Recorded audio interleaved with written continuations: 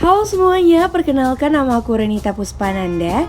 Sekarang aku udah ada di depan Museum Perumusan Naskah Proklamasi nih.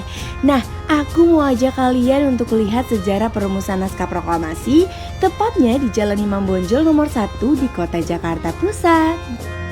Setelah kita memasuki pintu utama di ruangan sebelah kiri, kita bisa lihat itu adalah ruangan pertemuan dengan Maeda.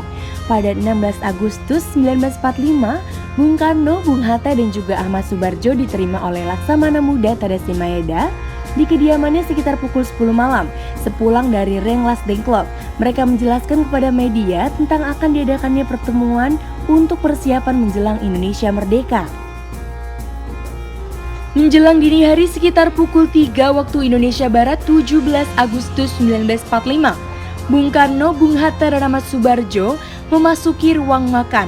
Mereka duduk mengitari meja makan. Bung Karno mulai mempersiapkan draft naskah proklamasi, sedangkan Bung Hatta dan Ahmad Subarjo menyumbangkan pikirannya secara lisan. Setelah teks diberi judul proklamasi, dialog pertama yang dihasilkan dari kesepakatan tiga tokoh nasional itu adalah "Kami bangsa Indonesia dengan ini menyatakan kemerdekaan Indonesia." Kemudian kalimat kedua ditambah oleh Bung Hatta berupa pernyataan mengenai pengalihan kekuasaan. Akhirnya selesailah kalau proklamasi dengan beberapa coretan sebagai tanda pertukaran pendapat dalam merumuskannya. Setelah selesai naskah tersebut dibawa ke serambi muka untuk dibacakan di hadapan para tokoh yang telah menunggu. Setelah konsep naskah proklamasi yang disusun oleh Bung Karno, Bung Hatta, dan Ahmad Subarjo disetujui oleh hadirin, Bung Karno meminta agar Sayuti Melik mengetik naskah proklamasi tersebut. Sayuti Melik mengetik naskah proklamasi di ruang bawah dekat dapur dengan ditemani oleh BM Diah. Pada saat pengetikan, Sayuti Melik melakukan perubahan 3 kata. Tempo menjadi tempo, kata wakil-wakil bangsa Indonesia berubah menjadi atas nama bangsa Indonesia. Begitu pula dalam penulisan hari, bulan, dan tahun. Setelah naskah proklamasi selesai diketik, segera dibawa kembali ke tempat hadirin untuk ditandatangani oleh Bung Karno dan Bung Hatta.